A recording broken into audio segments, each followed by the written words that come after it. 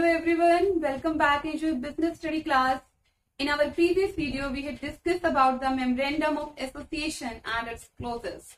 And in today's class, we will continue our topic Memorandum and its clauses. Third clause of Memorandum is Object Clause. Third clause is Object Clause.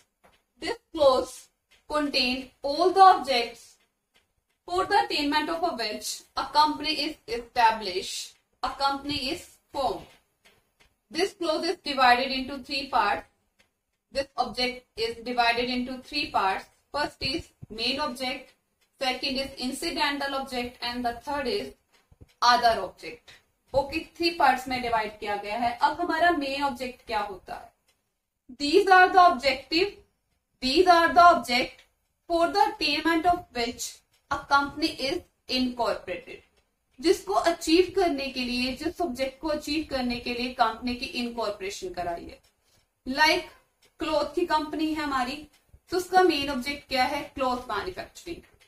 Medicine की factory है, उसका main object क्या है? Medicine manufacture करना. तो वो किस में आएगा? मेन ऑब्जेक्ट में. कंपनी अपना मेन ऑब्जेक्ट बताएगी कि मेरा मेन ऑब्जेक्ट क्या है. अब इस मेन ऑब्जेक्ट को अचीव करने के लिए हमें कुछ और ऑब्जेक्ट्स अचीव करने पड़ते हैं. उन्हीं को हम बोलते हैं incidental object. These are the incidental object में these are the objects which help in achieving main object. Main object को अचीव करने में जो ऑब्जेक्ट्स हमारी हेल्प करते हैं उन्हें हम बोलते हैं इंसिडेंटल ऑब्जेक्ट. लाइक मेरा मेन ऑब्जेक्ट है क्लॉथ मैन्युफैक्चरिंग. अब मैंने क्लॉथ मैन्युफैक्चर कर दिया, उसकी सेल भी तो करनी है मुझे. उसकी सेल के लिए मुझे क्लॉथ की पैकिंग करनी है, उसकी एडवर्टाइजमेंट करनी है. ठीक है, तो वो क्या होगा? हमारा इंसिडेंटल ऑब्जेक्ट जो मुझे मेन ऑब्जेक्टिव अचीव करने में हेल्प करे. ओके, लाइक मेडिसिन हैं तो मेडिसिन की पैकिंग बहुत इंपॉर्टेंट होती है, अच्छे से सील्ड होनी चाहिए. आप टैबलेट्स देखते हैं तो वो पैक्ड आती है एक पैकेट में, तो वो किस में आएंगी? हमारे इंसिडेंटल ऑब्जेक्ट में. उसके बाद हमारा क्या है? Other object. These are the objects for the attainment of which, if necessity arise, a company may work on. इसमें वो ऑब्जेक्ट इंक्लूड होते हैं जो कंपनी को अगर लगता है कि फ्यूचर में हमें इनको अचीव करना है, उसको लगता है कि ऑब्जेक्टिव को अचीव करने के लिए नीड अराइज हो रही है, तो कंपनी उन ऑब्जेक्ट्स पे वर्क करती है. लाइक कंपनी को लगा कि हमें अपनी पब्लिक में इमेज बनानी है, तो हमें डिस्पेंसरीज ओपन कर देनी चाहिए पुअर पीपल के लिए. ठीक है, पुअर चिल्ड्रंस के लिए हमें एजुकेशन देनी चाहिए, एजुकेशनल इंस्टीट्यूशन में चैरिटी देनी चाहिए. तो अगर कंपनी को लगता है कि इसकी नीड अराइज हो रही है तो फ्यूचर में कंपनी उन पे वर्क कर सकती है. इन ऑब्जेक्टिव में हम उनको इंक्लूड करते हैं. ठीक है, तीन पार्ट्स में ऑब्जेक्ट क्लोज को डिवाइड किया गया. दूसरा है कि हमारे ऑब्जेक्ट्स पे कुछ रिस्ट्रिक्शंस लगी हैं. जो हमने ये ऑब्जेक्ट सेट किए हैं इनके ऊपर कुछ रिस्ट्रिक्शंस होती है. Restriction for the objects. क्या रिस्ट्रिक्शंस है? It should not be immoral. हमारा जो ऑब्जेक्ट है वो इमोरल नहीं होना चाहिए. ठीक है, मोरल वैल्यूज के अगेंस्ट नहीं होना चाहिए, इमोरल नहीं होना चाहिए. Should not B illegal. Illegal नहीं होना चाहिए, लीगल होना चाहिए. ऐसा नहीं कि हम स्मगलिंग में इन्वॉल्व हो जाए, ऐसी कोई कंपनी करे जिसमें चोरी और कुछ भी गलत हो. Should not be oppose to public policy. तीसरी क्या बात है कि हमारा जो ऑब्जेक्ट है वो पब्लिक पॉलिसी के एंगेज नहीं होना चाहिए, पब्लिक वेलफेयर के एंगेज नहीं होना चाहिए.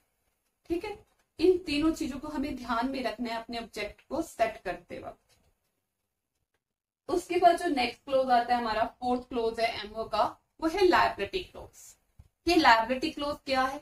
ये हमें कंपनी के मेंबर्स की लायबिलिटी बताता है कि मेंबर्स कहां तक लायबल हैं पे करने के लिए. ठीक है, in this clause, liability of the shareholder is defined that they are limited by the share or by guarantee. Share holder की जो लायबिलिटी है वो उनके शेयर्स तक लिमिटेड है या फिर जो उन्होंने गारंटी का अमाउंट दिया है वहां तक लिमिटेड है. ओके, अब लिमिटेड बाय शेयर्स और गारंटी क्या है देखें इसको. लिमिटेड बाय शेयर्स की बात करते हैं पहले.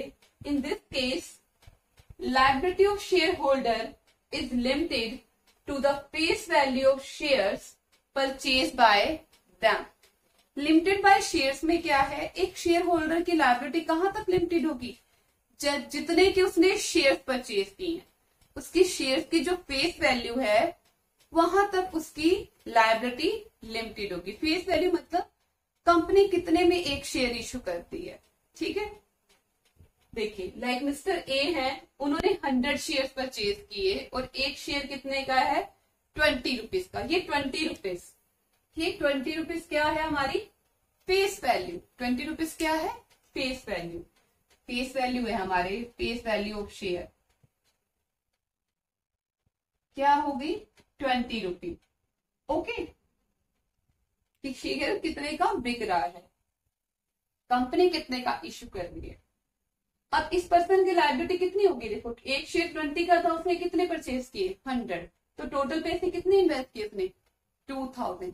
तो एक शेयर होल्डर कहां तक लाइबल है, 2000 तक।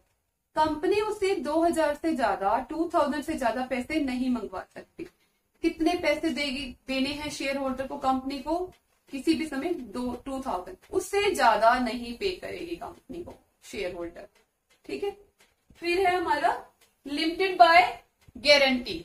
नेक्स्ट क्या है हमारा, लिमिटेड बाय गारंटी। इस केस में लायबिलिटी कितनी है, in this case liability of the member is equal to the amount of guarantee at the time of winding up. Shareholder ने जितनी गारंटी दी है, लाइक किसी शेयर होल्डर ने बोला कि मैं 1 लाख की गारंटी लेता हूं, कि मैं 1 लाख दूंगा।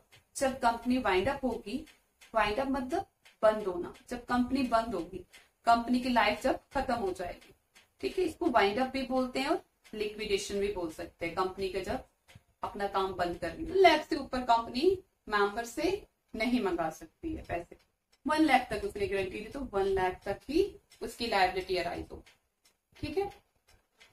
उसके बाद हमारा नेक्स्ट क्लोज आता है, फिफ्थ क्लोज, वो क्या है, capital clause. This clause specify the amount of capital. इस क्लोज में क्या बताया होता है, कैपिटल का अमाउंट। कौन सी capital, with which company is registered, जिस कैपिटल से कंपनी रजिस्टर्ड हुई है। In case company have a share capital. अगर हमारी कंपनी ऐसी है, हमारी ऐसी पब्लिक कंपनी है जिसकी शेयर कैपिटल है, तो इसके अंदर शेयर कैपिटल का अमाउंट बताया होता है कि कंपनी अपनी लाइफ में कितनी शेयर कैपिटल लगाएगी, ठीक है। और जो ये अमाउंट मेंशन होता है, इसको हम बोलते हैं रजिस्टर्ड कैपिटल, ऑथराइज्ड कैपिटल या फिर नॉमिनल कैपिटल, ठीक है। क्योंकि इसी कैपिटल से हमने आपको रजिस्टर्ड करवाया है, तो ये कैपिटल क्या कहलाएगी, रजिस्टर्ड कैपिटल। इसकी हमें अथॉरिटी मिले कि आप अपनी लाइफ में इतना पैसा लगा सकते हो, तो क्या होगी, ऑथराइज्ड कैपिटल, ठीक है। A company in its lifetime cannot issue capital beyond its authorized capital. अपनी ऑथराइज्ड कैपिटल के बाहर जाकर कंपनी शेयर्स इशू नहीं कर सकती है। जितनी उसकी ऑथराइज्ड कैपिटल है उतना ही उसने पैसा लगाना है लाइफ टाइम में। हाँ, अगर उसको कभी फ्यूचर में लगता है मुझे और पैसे की रिक्वायरमेंट है, तो इसके लिए कंपनी को स्पेशल रेजोल्यूशन पास करना पड़ता है। विदाउट स्पेशल रेजोल्यूशन कंपनी अपनी कैपिटल को नहीं बढ़ा सकती, ऑथराइज कैपिटल को, ठीक है। और क्या बताता है ये वाला क्लोज हमें, it also tells about the manner in which shares are divided. ये हमें ये भी बताता है कि हमने अपने कैपिटल को शेयर्स में कैसे डिवाइड किया है। टोटल कैपिटल बता दी और उस टोटल कैपिटल को शेयर्स में कैसे डिवाइड किया है ये भी बताता है। कैसे, देखिए मैंने एग्जांपल लिखा आपको। For example the authorised capital of the company is ₹10 lakh. मान लीजिए कंपनी की ऑथराइज्ड कैपिटल है 10 लाख। अब इसका मीनिंग क्या है, कंपनी अपनी लाइफ टाइम में सिर्फ 10 लाख रुपए लगा सकती है, इससे ज्यादा नहीं। छोटी सी अमाउंट है, ये जस्ट मैंने आपको एग्जांपल के लिए लिया है। वैसे तो पता कंपनी बहुत करोड़ों लगाती है, 20-20 करोड़, 50-50 करोड़।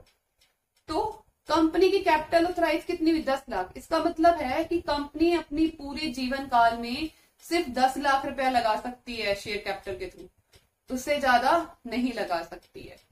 अब कंपनी ने क्या किया, इस 10 लाख को डिवाइड कर दिया, किसमें, 1 लाख शेयर्स में।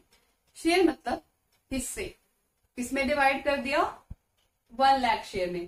कंपनी की 10 लाख कैपिटल थी, कंपनी ने इसके हिस्से कर दिए। कितने हिस्से किए, 1 लाख। 1 लाख हिस्से कर दिए। अब एक हिस्सा कितने का बना?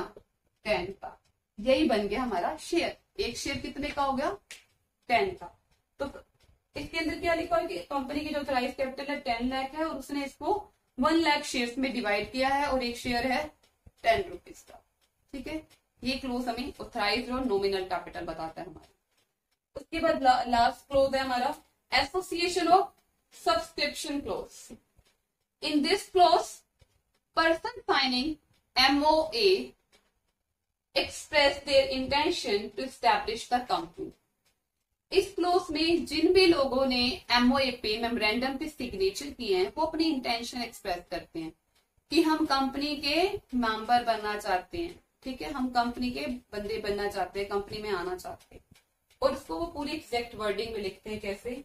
We the following person whose name and address are mentioned below are desire of being in a company। हम लोग जिनके नाम और एड्रेस लिखे हैं नीचे, हम कंपनी का हिस्सा बनना चाहते हैं, हमारी डिजायर है। And we respectively agree to take the shares of company. और हम सब कंपनी के शेयर्स लेने के लिए भी एग्री हैं।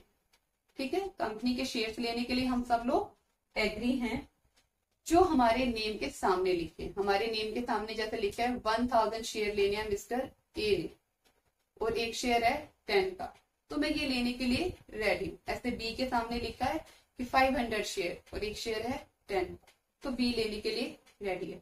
मतलब क्या है इस क्लोज का कि हम सब लोग कंपनी के मेंबर बनना चाहते हैं और हम जो शेयर्स बोले गए हमारे नेम के सामने जो लिखे गए उनको लेना चाहते हैं। ठीक है, इसमें जो कंपनी के डायरेक्टर्स होते हैं वो MO पे साइन करते हैं तो उनको भी ये लिखना पड़ता है। Clear? I hope you understand these clauses of MOA. In our next video, we will discuss the article of association. Okay, thank you very much. Goodbye and take care.